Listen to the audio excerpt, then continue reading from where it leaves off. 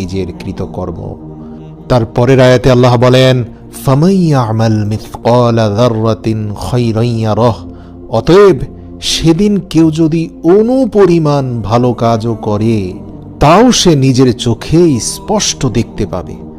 অর্থাৎ রাস্তা থেকে একটা খারাপ বস্তু সরিয়ে দিয়ে ভেবেছিল, আরে এটা তো একদম তুচ্ছ মাত্রার একটা ভালো কাজ, এই কাজের ফলাফল আর আল্লাহ কি দিবেন। কিন্তু আল্লাহ সেদিন এই তথ্যটাও তার সামনে প্রকাশ করে বলবেন, হ্যাঁ, একদিন তুমি পা দিয়ে ধাক্কা দিয়েও অন্তত রাস্তা থেকে খারাপ জিনিস সরিয়ে দিয়েছিলে, যা তোমার প্রতিবেশীর উপকারে এসেছে। আজ দেখো তোমার আমলনামায় সেই তথ্যটি রয়েছে। আল্লাহু আকবার। এর পরের আয়াতে আল্লাহ আবার বলেন, ওয়ামান ইয়ামাল মিসকালা যাররাতিন শাররান ইয়ারাহ, আর কেউ অনুপরিমাণ খারাপ কাজ করলেও তা সে দেখতে পাবে। সে ভেবেছিল দুর্বলদের ধমক দিয়ে কথা বললে কি হয়, ঘরের বুয়ার সাথে ধমক দিয়ে কথা বলাটা বড় কোনো অপরাধ নয়।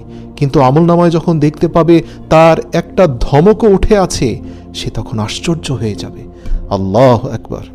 মহান আল্লাহ বলেন, গর্ভবতী স্ত্রী লোকদের গর্ভপাত হয়ে যাবে, ভয়ে বালক বালিকারা বৃদ্ধের ন্যায় হয়ে যাবে।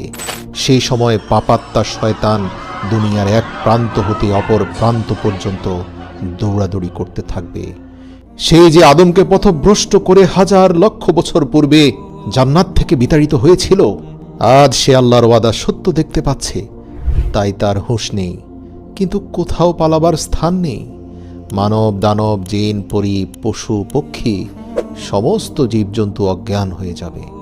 অবশেষে সকলেই মৃত্যুমুখে পতিত হবে।